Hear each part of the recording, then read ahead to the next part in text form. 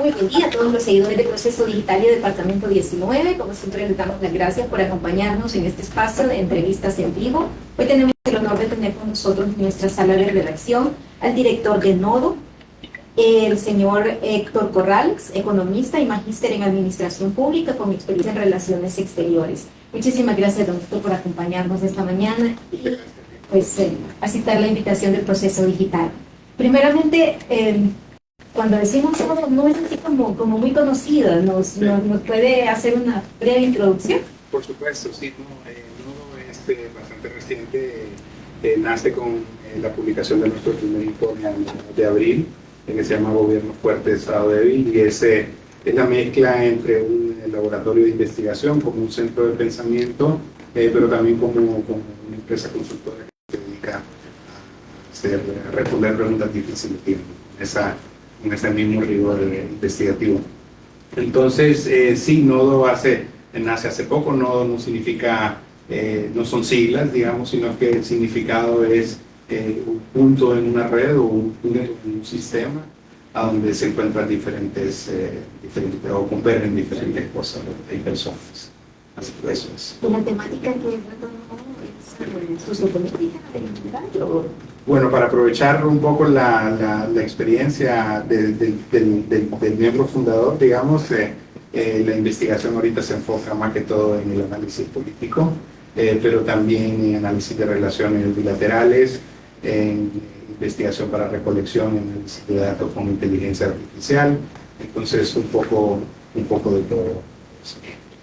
Y hablando precisamente de ese panorama político, don Héctor, ¿cómo analiza en la actualidad el panorama político y social de Honduras, especialmente en este contexto preelectoral?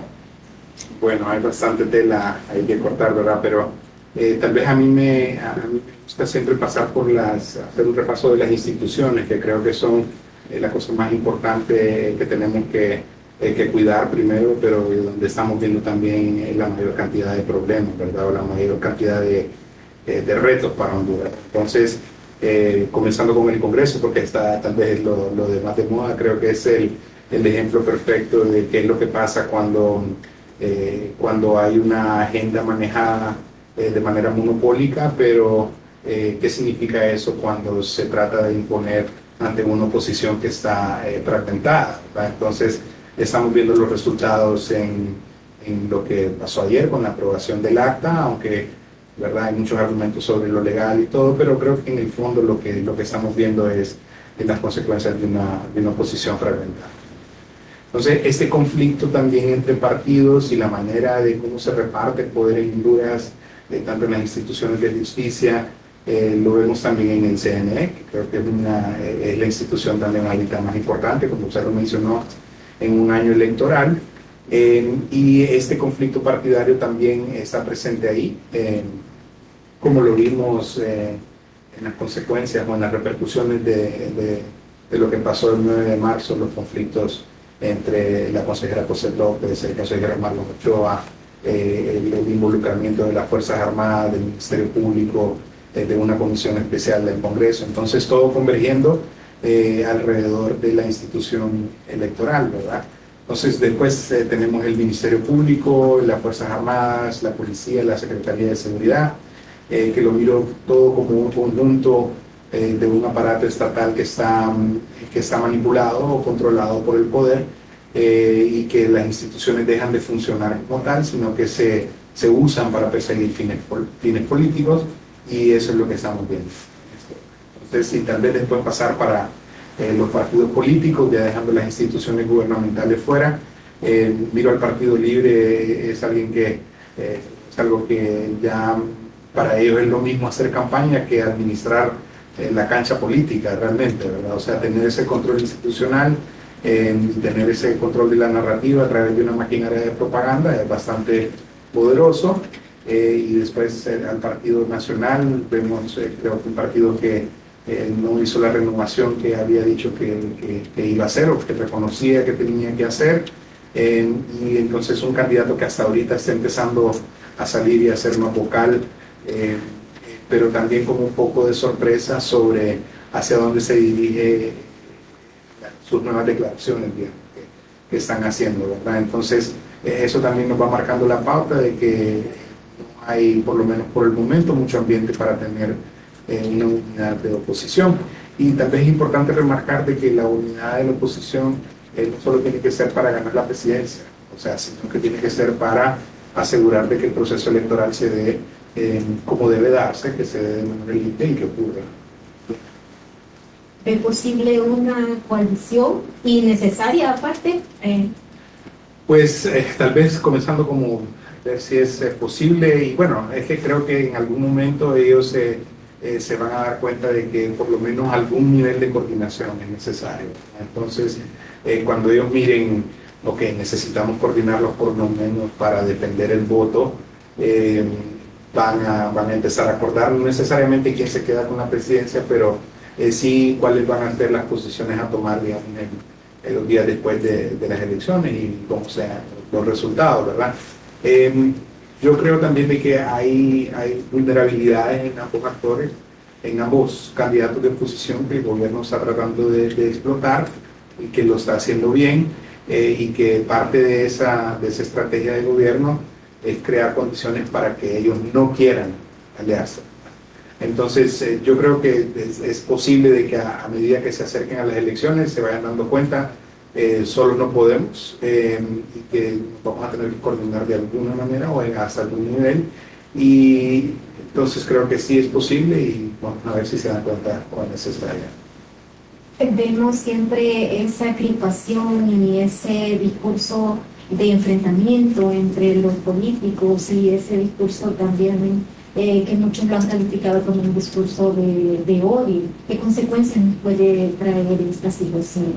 Sí, bueno, yo creo que en general los políticos deberían dar el ejemplo, ¿no? Entonces, lo que tenemos en general es una sociedad bastante polarizada, y la tenemos no solo en la clase política, sino que también hasta los niveles más de abajo, ¿verdad? O sea, la conflictividad en el país está casi institucionalizada, bueno, no casi institucionalizada, sí está institucionalizada, y eso se traduce después en cuál es la retórica con la que se comunican diferentes grupos de diferentes afinidades. Entonces, a mí siempre me llama la atención cuando el Partido Libre dice es imperdonable o prohibido olvidar.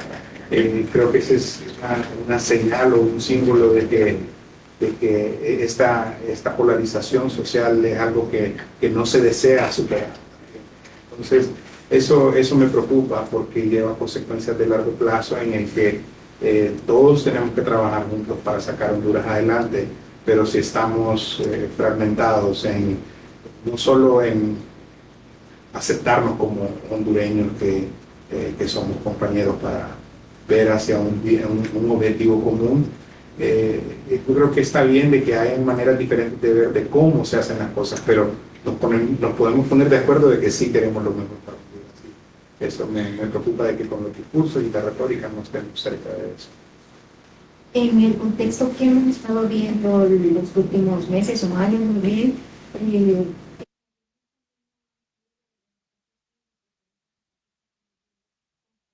bien, por ejemplo, ahora la iglesia, la sociedad civil.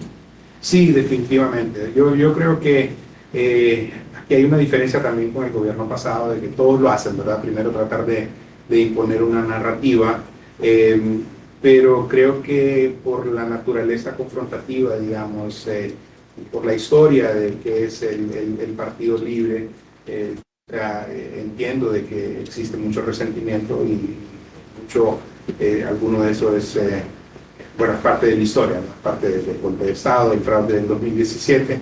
Entonces eso ha ayudado a polarizar y eso ha hecho de que su liderazgo endurezca su línea en términos de cuál es esa narrativa. Entonces, si el otro siempre es el mentiroso y le cuesta comprobar eso, se tiene que recurrir a los ataques personales o a los ataques a la libertad de expresión, porque no se tolera una narrativa diferente más allá de la que se quiere imponer, ¿verdad?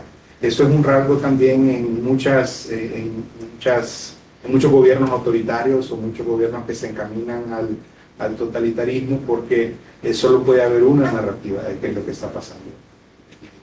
país, ¿no? Entonces, cuando chocan las narrativas, una, la del gobierno, y la otra de una prensa libre, o de pensadores independientes, o de la iglesia, etcétera, entonces ahí la crispación se vuelve mucho más y empieza a escalar, digamos, la violencia en contra de la libertad de expresión y de eso, de los espacios cívicos. Sí, y tomando en cuenta todo este contexto, si volvemos al tema electoral, ¿qué posibilidades tenemos entonces los de ver unas elecciones libres y transparentes en el próximo? Bueno, primero yo creo que regresando al punto de que tenemos que apoyar de que las instituciones hagan su trabajo bien y tratar de proteger de que no se les instrumentalice. Entonces, creo que ese es un primer punto y para eso el Consejo Nacional Electoral creo que todavía tiene una esperanza de recuperar la credibilidad y de salvaguardar de que las elecciones se hagan bien, pero tienen un reto sumamente grande. En el sector justicia miro retos mucho más grandes, en ese sentido de que no se instrumentalice para perseguir judicialmente a candidatos de oposición o a diferentes actores que tienen un peso, digamos, en el tablero político en Honduras. Y después la otra institución de la que no hablamos es la Fuerza Armada, que obviamente ha estado jugando un rol que va más allá de su mandato constitucional, especialmente en las últimas semanas con sus ataques a la prensa, su admisión en público de que tienen archivos los pecados de los periodistas o como los tienen bien enlistados, ¿verdad? Entonces, esa institucionalidad pone en amenaza de que las elecciones sí se den de una manera limpia y se den de una manera libre, pero como le digo, yo creo que si se recuerda la institucionalidad, eso se puede, y eso se puede si comenzamos a hablar de que tenemos un objetivo común para sacar a Honduras adelante y de que eso pasa por la institucionalidad. Precisamente hablando tanto de institucionalidad como de justicia, ¿cómo ve este caso de la financiera Corium? Tanto en el aspecto, como decía, judicial y también en la parte económica, usted como expertos en este tema. Qué difícil situación que nos está llevando también a la comunicación social. Sí, no, me parece el caso de Corium es realmente un espejo de la sociedad hondureña o de las dificultades que vive la sociedad hondureña, porque ahí convergen un montón de diferentes factores, es decir, la desesperanza de la gente de tener un ingreso seguro o de tener un retorno justo por las inversiones en su dinero, pero también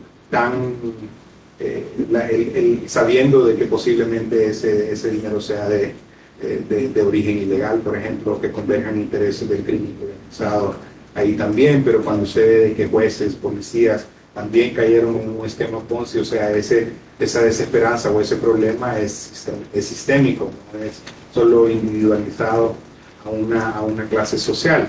Después a su pregunta que tiene que ver con cuál ha sido el manejo judicial de esto o institucional de esto, o sea, el Ministerio Público y la Comisión de Banca y Seguros se demostraron y se declararon incapaces de lidiar con esta situación porque se tiraban la bola de quién es el que tiene que proceder en ese sentido y al final lo que tenemos no es, o sea, no hay una respuesta, lo que tenemos son protestas todavía en bloqueo de carreteras y un poco todas estas distracciones de otros temas en el que el problema no se va a solucionar. Después, creo que la propuesta que se hizo en algún momento, porque el señor Marcio Sierra lo anunció, de que estaban preparando un decreto legislativo para darle alivio a las víctimas de Corium y que se iba a mandar de urgencia al Congreso, o sea, ese tipo de acción es totalmente populista, no habría ninguna manera de determinar quiénes son los dañados por Corium o cuánto se les debe a cada uno. Entonces, la politización del tema también es cuando se anuncia de que ese tema ahora lo va a resolver el Congreso. Entonces, llega de nuevo el tema a un conflicto de narrativa, especialmente en un departamento tan competitivo como Cortés electoral. Néstor, el país vive un círculo salimos de él, mantenemos los y hablamos también de la concentración del poder.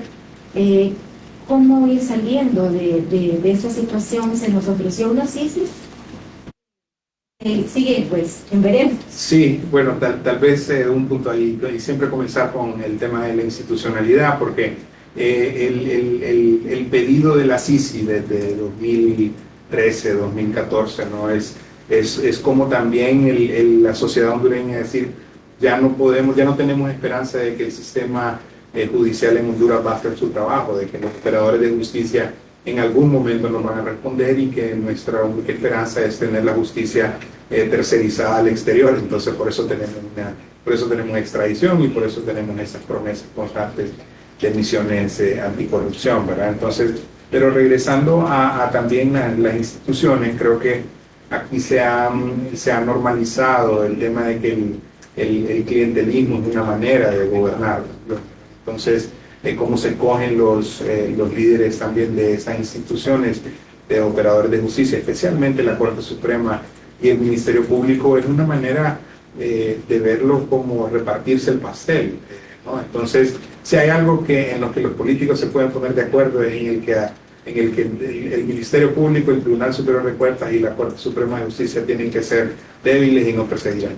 En eso sí se pueden poner todos de acuerdo, ¿no? Entonces, mientras no hayan procesos meritocráticos para escoger a las cabezas de las instituciones más importantes en el país, siempre vamos a seguir en lo mismo, porque lo que se negocia no solo son los nombres, sino que se negocia la impunidad. Aprovechando un poco también, doctor, porque sigue habla de un progreso de salud, de estancamiento, de económico. ¿Cómo ve perspectivas a nivel macroeconómico del país, tomando en cuenta pues el panorama internacional también, la situación de los migrantes en Estados Unidos, la imposición de aranceles, incluso hasta se quiere pues grabar las remesas? Sí, bueno, hay varios temas ahí. Yo miro de que el Banco Central siempre proyecta de que, bueno, y con el respaldo del Fondo Monetario y del Banco Mundial, de que va a haber cierto nivel de crecimiento.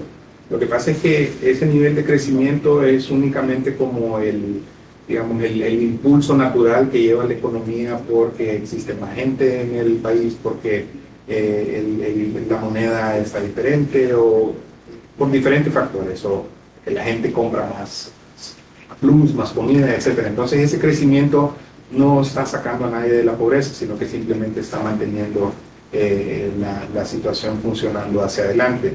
Después la inflación, que es algo o sea, es algo de lo que siempre tenemos problemas en el sentido de que, bueno, aquí el SAR se jacta de recaudaciones récord, pero la gente lo que mira son precios récord.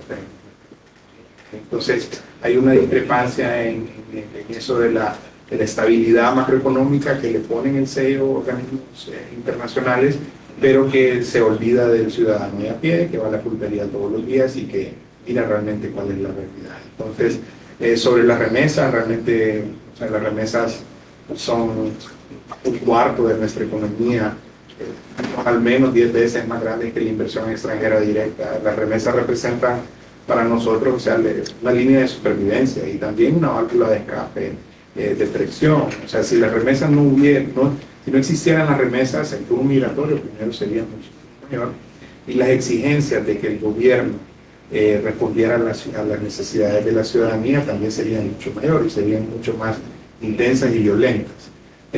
Pero las remesas vienen a ser una válvula de escape de toda esa presión. Entonces, grabarlas sería definitivamente un problema, pero yo creo que hay que verlo también con más cuidado.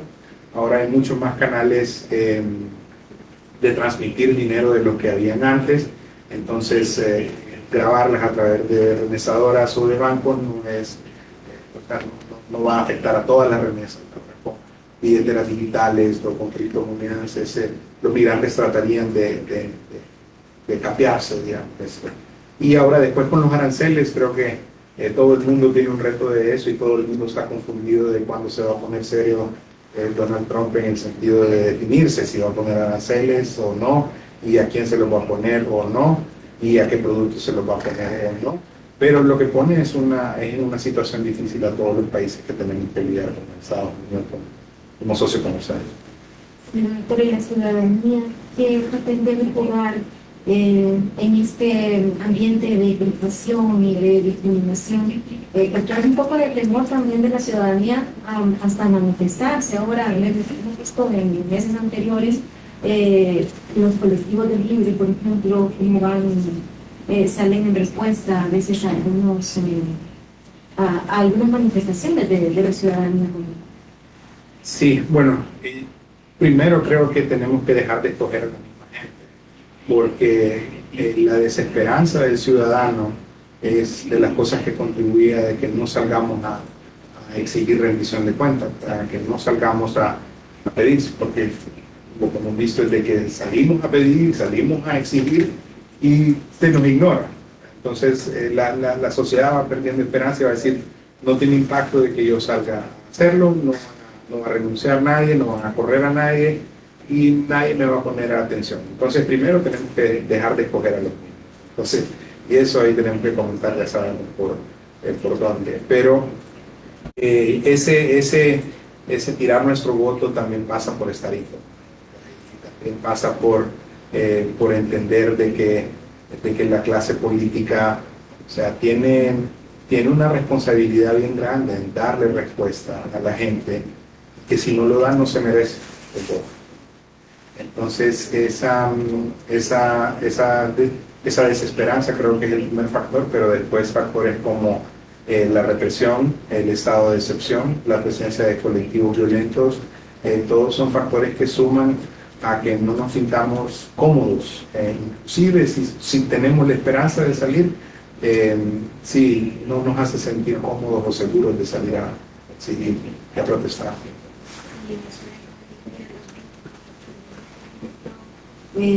Los partidos, como 5 fuera de la inscripción, entonces eso es, algunos analistas lo ven como una forma de obligar a seguir votando por los mismos, por una parte, y por la otra parte, ¿qué deberían estar viendo en las campañas presidenciales?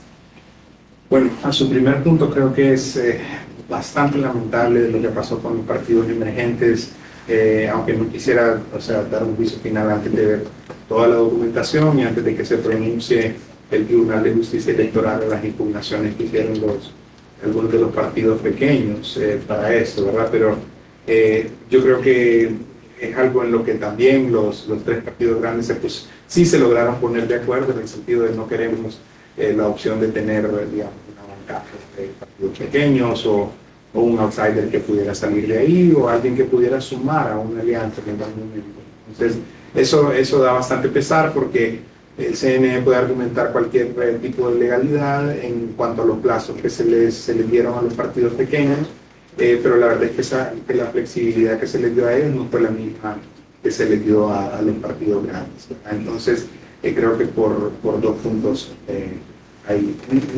Sobre qué deberíamos estar viendo en las campañas de los candidatos es únicamente propuestas.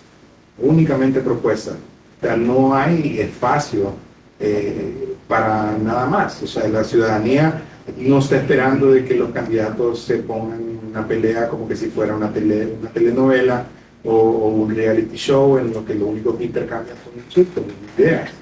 Entonces, creo que eso es lo que hace falta para que tengamos una campaña que la sociedad se merece. Se dice popularmente a votar su voto. Bueno, interesante. Primero de que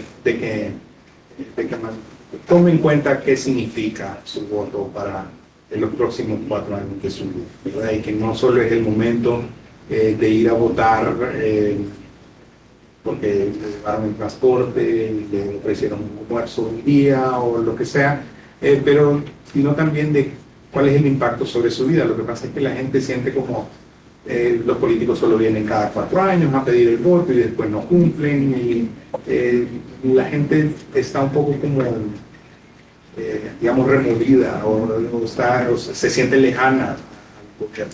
Entonces, ¿qué es lo que debería O sea, estar pensando las personas para ir a votar su voto, quién nos puede representar mejor, quién puede ir a defender sus intereses mejor. Creo que a eso se reduce. Quién puede defender sus intereses mejor y quién expresa su plan para hacer eso de la mejor manera. Sí, finalmente, doctor, dentro de las cámaras de proceso digital, para que nos exprese entonces, bajo todo este contexto que hemos analizado así brevemente,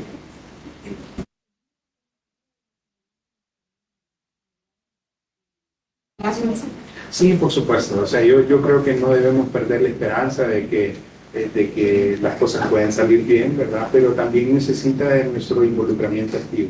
Necesita de que la gente se involucre en exigir rendición de cuentas, en que señale cuando las cosas están mal y que exija madurez de la clase política, especialmente en este año electoral.